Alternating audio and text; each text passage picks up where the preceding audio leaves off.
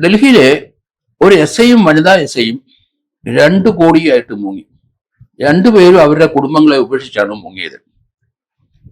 2021 ബാച്ചുകാരായ 2 SIമാരാണ് ഇപ്പം അറസ്റ്റ് ചെയ്യപ്പെട്ടത്. 2021 സെലക്ട് ചെയ്ത SI ആങ്കൂറും SI നേഹയും വനിതാ SI നേഹയും ഒന്നിച്ച് ട്രെയിനിങ് കഴിഞ്ഞു. അവരെ ഒരാളെ ഡൽഹി പോലീസിൽ ആങ്കൂറിനെ പോസ്റ്റ് ചെയ്തു.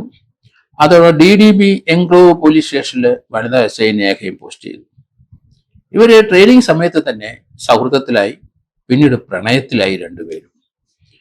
ആങ്കൂറിന് ഭാര്യയും മക്കളും ഉണ്ട്. ചെറുപ്പക്കാരനാണ്. നേഹയ്ക്ക് ഡൽഹി നോഹയുടെ ഭർത്താവ് ഡൽഹി രോഹിണിയിലെ ഒരു ജോലിക്കാരനാണ്. അദ്ദേഹം അവിടെയാണ് താമസിക്കുന്നത്. രണ്ടുപേരും കല്യാണം കഴിച്ചു. പക്ഷെ ട്രെയിനിങ് ചെന്ന് കഴിഞ്ഞപ്പം രണ്ടുപേരും SI ട്രെയിനിങ്ങിന് ചെന്നപ്പം കൂടുതലടുത്തു, പ്രണയത്തിലായി. രണ്ടുപേരും ഒന്നിച്ച് ജീവിക്കാൻ തീരുമാനിച്ചു. രണ്ടുപേർക്കും ഭർത്താക്കന്മാരും, ഒരാൾക്ക് ഭർത്താവും മറ്റേയാൾക്ക് ഭാര്യയും ഉണ്ടല്ലോ. പക്ഷെ അതൊക്കെ അവർ മറന്ന് ആ ട്രെയിനിങ് സമയത്ത് ഒന്നായി. അതിനുശേഷം 2 പോലീസ് സ്റ്റേഷനിൽ അവരെ ഡൽഹിയിലെ ട്രാൻസ്ഫറുമായി. അവിടെ അങ്ങനെ ആ പോലീസ് സ്റ്റേഷനിൽ ഭരിക്കുന്ന സമയത്ത് രണ്ടുപേരും കൂടുതൽ അടുത്തു. അവർക്ക് ഒന്നിച്ച് ജീവിച്ചാൽ കൊള്ളാമെന്ന് തോന്നി. അതുകൊണ്ട് ഈ ആങ്കൂർ SI ട്രെയിനിങ് കഴിഞ്ഞപ്പം ഇപ്പൊ ഏകദേശം 4 വർഷമായി. ഭയങ്കര സ്മാർട്ടാണ് അയാള്, ചെറുപ്പക്കാരനാണ്. എല്ലാ പോലീസ് ഉദ്യോഗസ്ഥർക്കും അവനെ ഇഷ്ടമായിരുന്നു. കാരണം സൈബർ കേസുകളൊക്കെ ഉണ്ടായാൽ അതിനൊരു സൊല്യൂഷൻ പെട്ടെന്ന് ഇയാൾ കണ്ടുപിടിക്കും. കാരണം നമുക്കറിയാം, പല തട്ടിപ്പ് കേസുകളും നമ്മൾ കണ്ടിട്ടുണ്ട്. 1 ലക്ഷം, 5 ലക്ഷം, 10 ലക്ഷം, 25 ലക്ഷം, 1 കോടി, 1.5 കോടിയൊക്കെ പല ആൾക്കാരും തട്ടിച്ചെടുത്തിട്ട് ആ പണം നമുക്ക് കിട്ടാതെ നഷ്ടപ്പെട്ട ധാരാളം കേസുകൾ ഇന്ത്യയിലുണ്ട്. അങ്ങനെ നഷ്ടപ്പെടുന്ന ഡൽഹിയുടെ പ്രാന്തപ്രദേശങ്ങളിൽ നഷ്ടപ്പെട്ടവരുടെ അങ്ങനത്തെ കേസുകൾ ട്രാക്ക് ചെയ്യാൻ സൈബർ കേസുകളിൽ എക്സ്പെർട്ടൈസ് വേണം. അത് ആങ്കൂറിന് അങ്ങനെ ഒരു പ്രത്യേക കഴിവുണ്ട്. അതുകൊണ്ട് സീനിയർ ഉദ്യോഗസ്ഥന്മാർ ഉൾപ്പെടെ എല്ലാവരും ആങ്കൂറിനെയാണ് അന്വേഷിക്കുന്നത്. ഒരു സൈബർ കേസുമായിട്ട് ഏതെങ്കിലും പണം തട്ടിയിട്ടുണ്ടെങ്കിൽ ബാങ്കുകാരെ പറ്റിച്ച് ബാങ്കിലെ അക്കൗണ്ടിൽ നിന്ന് കടത്തി, അങ്ങനെ ധാരാളം സംഭവങ്ങൾ ദൈനംദിനം ഉണ്ടാകുന്ന ഈ സമയത്ത് ഇതുപോലുള്ള സൈബർ എക്സ്പെർട്ടിന്റെ ആവശ്യം നമുക്ക് അടിയന്തരമായിട്ട് വേണം. നമ്മുടെ പണം നഷ്ടപ്പെട്ടതാണ്. പോലീസ് വളരെ ക്വിക്കായിട്ട് നടപടിയെടുത്തെങ്കിൽ കുറെയെങ്കിലും പണം നമുക്ക് വീണ്ടെടുക്കാൻ കഴിയുള്ളൂ. അപ്പൊ ആ രംഗത്താണ് ആങ്കൂർ കൂടുതൽ ശോഭിച്ചത്. അതുകൊണ്ട് സീനിയർ ഉദ്യോഗസ്ഥന്മാർക്കും ഡൽഹി പോലീസിൽ എല്ലാവർക്കും ആങ്കൂറിനെ അറിയാം.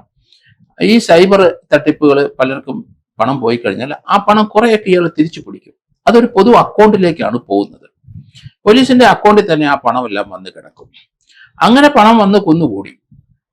അപ്പൊ ഇയാള് വളരെ വിദഗ്ധമായിട്ട് നേഹയുമായിട്ട് സംസാരിച്ച് ഇവിടുന്ന് മുങ്ങാൻ തന്നെ തീരുമാനിച്ചു. കാരണം പണം വന്നെങ്കിലേ പോലീസിൽ നിന്ന് ഇറങ്ങി ഓടി എവിടെയെങ്കിലും പോയി കുഗ്രാമത്തിൽ പോയി ഒന്നിച്ച് ജീവിക്കാം. അതാണ് ആ ട്രെയിനിങ് കഴിഞ്ഞ മണ്ഡ ശിരോമണിയുടെ തീരുമാനം. അവര് അങ്ങനെ തീരുമാനമെടുത്തു. ഇയാൾ അതുകൊണ്ട് സൈബർ കേസിൽ അൺഅക്കൗണ്ടഡ് ആയിട്ട് അല്ലെങ്കിൽ ആൾക്കാർ ക്ലെയിം ചെയ്യാതെ അല്ലെങ്കിൽ വന്നു കിടക്കുന്ന പണം ഇയാൾ കോടതിയിൽ ഒരു സർട്ടിഫിക്കറ്റ് കൊടുത്തു, ഒരു സത്യവാങ്മൂലം. ഇങ്ങനെ പണം വന്ന് കിടക്കുന്നുണ്ട്, ഇത്ര കോടി രൂപ, അതിലൊന്നും അവകാശികൾ വരുന്നില്ല എന്നുള്ള വിവരം കോടതിയിൽ അറിയിച്ചു. കോടതി അത് അവിടെ അക്കൗണ്ടിൽ തന്നെ കിടക്കട്ടെ എന്നുള്ള രീതിയിൽ നിന്നും അങ്ങനെ കോടതിയിൽ ഒരു സത്യവാങ്മൂലം കൊടുത്ത ശേഷം ഇയാൾ ആ പണം തന്റെ അക്കൗണ്ടിലേക്ക് മാറ്റി. ഏകദേശം 2-2.5 കോടി രൂപയോളം മാറ്റി. അതിനുശേഷം നേഹയുമായിട്ട് ആലോചിച്ചു. നേഹ DDB എൻക്ലേവ് പോലീസ് സ്റ്റേഷനിലെ SI ആണ്, ഭർത്താവുണ്ട്. ഇയാള് ഡൽഹി ടൗൺ പോലീസിലെ SI ആണ്. രണ്ടുപേരും അവിടുന്ന് മുങ്ങി. ആദ്യം ആങ്കൂർ ലീവ് എടുക്കാതെ പോലീസ് സ്റ്റേഷനിൽ പോയി. അയാൾ ആബ്സെന്റ് ആയി. എന്ത് സംഭവിച്ചു എന്ന് പറഞ്ഞു. കാരണം ഇയാളെ എല്ലാ ദിവസവും ആവശ്യമുണ്ട് പോലീസ് സ്റ്റേഷനിൽ. ഇയാൾ എവിടെ പോയി എന്ത് പോയി അന്വേഷിച്ചപ്പോഴാണ് അവർക്ക് DDB എൻക്ലേവ് പോലീസ് സ്റ്റേഷനിൽ ഇയാളുടെ ബാച്ച്മേറ്റ് നേഹയും കാണാനില്ല. രണ്ടുപേരും പറ്റി ഒരു വിവരവുമില്ല. അവരെ വീട്ടുകാർക്ക് അറിവില്ല.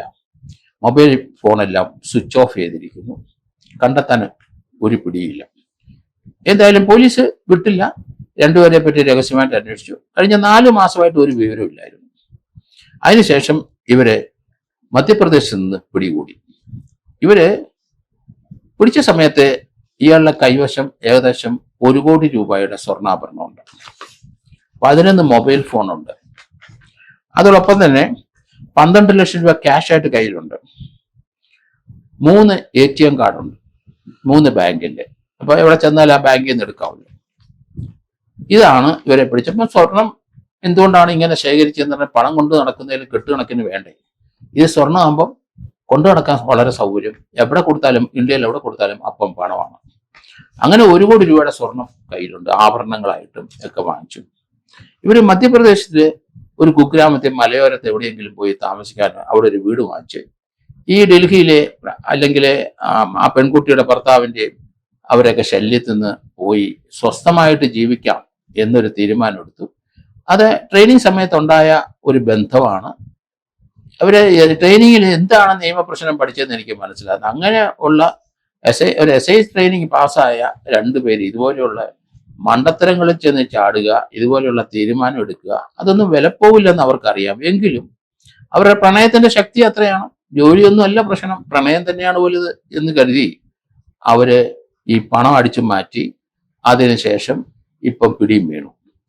കാരണം കഴിഞ്ഞ 4 മാസമായിട്ട് 2 പേരും പോയ സ്ഥലങ്ങളൊക്കെ നോക്കിക്കഴിഞ്ഞപ്പം ഡൽഹി പോലീസ് അന്തം വിട്ടുപോയി.